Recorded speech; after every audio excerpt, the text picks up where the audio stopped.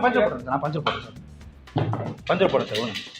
ஆனால் பின்னாடி பஞ்சர் போட நல்லா இருக்கும் சார், புரிஞ்சுக்க மாட்டேன். பஞ்சர் போடுறேன், முன்னாடி பஞ்சர் போடு. முன்னாடி முன்னாடி கிடையாது, முன்னாடி பஞ்சர் போடு. அறிவு இருக்கா உனக்கு? யோ உனக்கு அறிவு இருக்கா? சம்பந்தம் இல்லாம பேசிட்டு இருக்க, சம்பந்தமா பேச சரியா? இந்த வண்டி வந்து ஒரு டயர் பஞ்சர்.